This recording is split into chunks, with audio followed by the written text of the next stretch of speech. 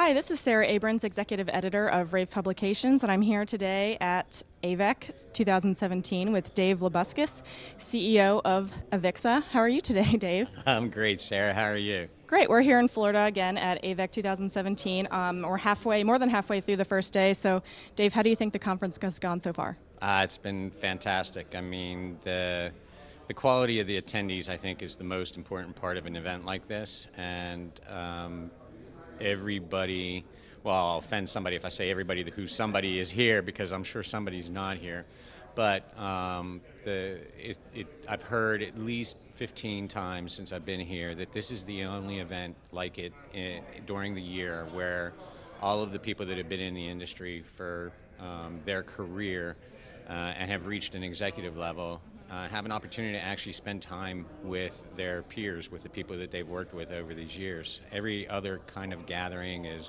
wrapped around a trade show, wrapped around all kinds of other events that make it really hectic. And this is an opportunity for people not only to learn, but just to reform their bonds with each other and just hang out with friends.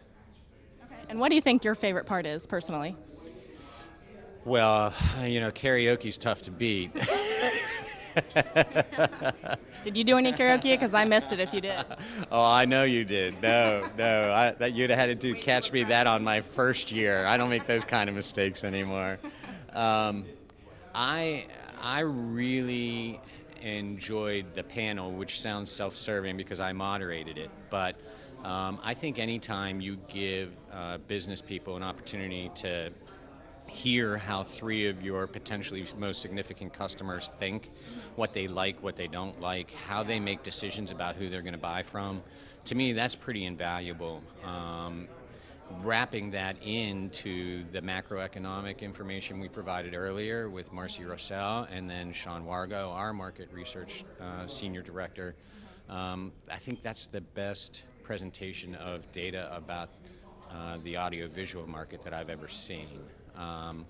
And then these two guys that just teased us after lunch, right? One talking about disruption and the other talking about differentiation and the quadrillion bits of data that are being created every day and how you can use that tool of distribution and differentiating your data to separate yourselves and reach millions of people. I think it's just ruling out as it's like you're probably too young to remember albums, but you know, it used to be it wasn't just a song, it was an entire album that told the story, and I think that's what this conference is. It's an album. It's not just a hit song.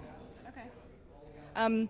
So you've been speaking a lot the last couple of years, and especially since the name change, about experiences and integrated experiences, and it's come up here. It's been discussed in some of the panels, and I've been curious where that actually originated and why it's been such a focus for you in the strategic plan and all the things over the last few years.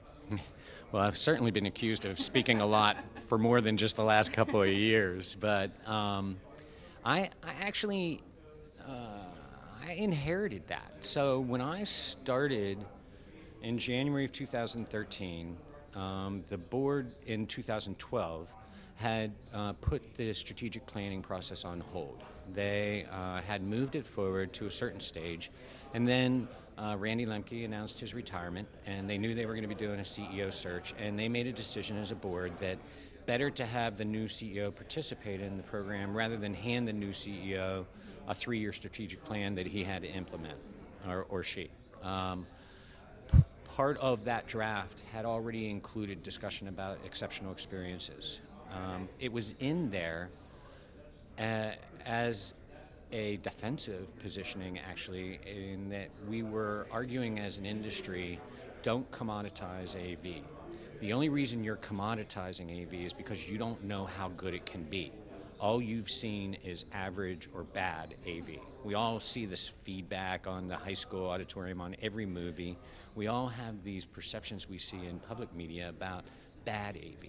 And what we wanted to do was use this sort of human nature thing that if you experience good, then you want good from now on. Like if you've had a really great meal, you want to eat great meals from that point on. You drove a really fast car and you liked it, you want to drive really fast cars. And if you've had an amazing, exceptional AV experience, you're going to want that again and again, and you'll be willing to pay for it.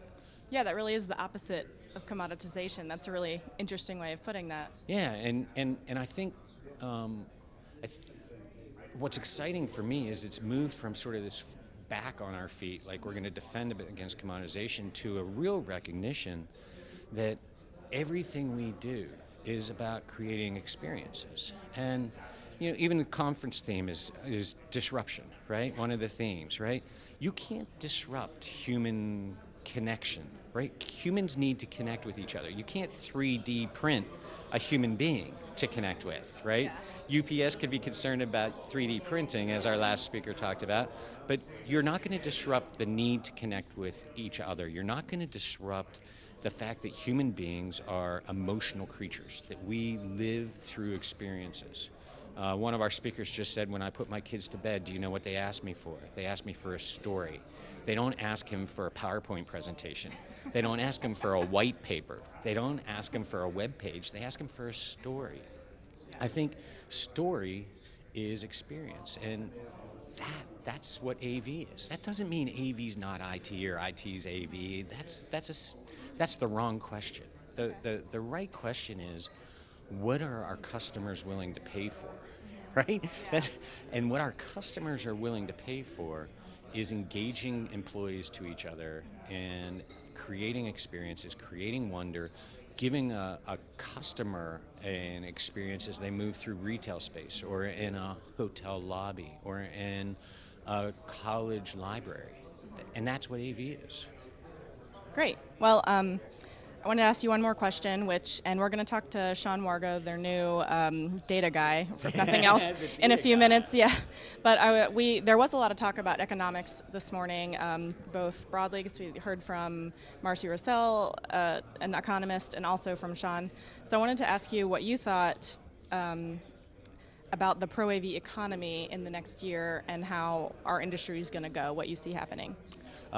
We just issued our industry outlook and trends analysis report for 2017. We also just today announced that we're going to continue doing that on an annual basis moving forward. Our report is suggesting that it's going to be about a compound annual growth rate of 4.7% between now and actually 2022 is the outpoint of that report.